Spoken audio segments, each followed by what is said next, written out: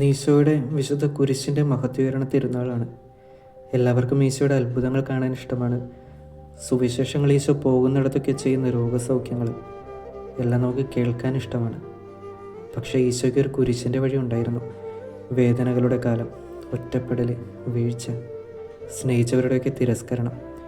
നമ്മൾ മനസ്സിലാക്കേണ്ട ഒരു കാര്യം, എവിടെയൊക്കെ വിജയമുണ്ടായിരുന്നു, സ്വാതന്ത്ര്യമുണ്ടായിരുന്നു, ഈശോയുടെ ഉയർത്തെഴുന്നേൽപ്പുണ്ടായിരുന്നു, അതിന് പിന്നിലെ ഒരു കുരിശിൻ്റെ വഴി കൂടി ഉണ്ടായിരുന്നു. വേദനകളും ബുദ്ധിമുട്ടുകളും ഉണ്ടായിരുന്നു. എല്ലാവരും കിടന്നുറങ്ങുന്ന തണുത്ത വെളുപ്പാൻ കാലത്ത് എല്ലാ ദിവസവും ഒരു പെൺകുട്ടി കടപ്പുറത്തുകൂടി ഓടുമായിരുന്നു. അന്ന് ആ ഓടിയ പെൺകുട്ടിയാണ് പിന്നീട് കായിക ലോകത്ത് PT ഉഷയായി വളർന്നത്. കിട്ടുവാൻ പോകുന്ന വിജയം അറിയുന്നവർക്ക് അവരാ കുരിശെടുക്കാനായിട്ട് തയ്യാറാകും. ബുദ്ധിമുട്ടുകളിലൂടെ കടന്നു പോകും.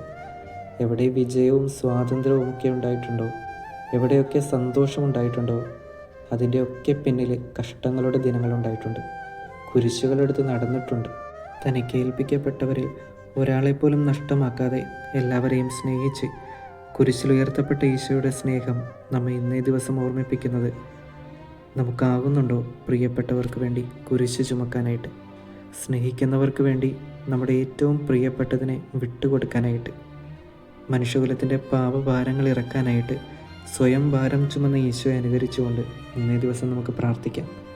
വല്ലാത്ത ഭാരങ്ങളുമായി കഴിയുന്ന ഒരുപാട് പേരുടെ ഭാരങ്ങൾ ഇറക്കി വയ്ക്കുവാനായിട്ട്, അവരെയൊക്കെ ദൈവത്തിന് വേണ്ടി സ്വന്തമാക്കാനായിട്ട് കൃപ നൽകണമെന്ന് ദൈവം നമ്മളെല്ലാവരെയും അനുഗ്രഹിക്കട്ടെ.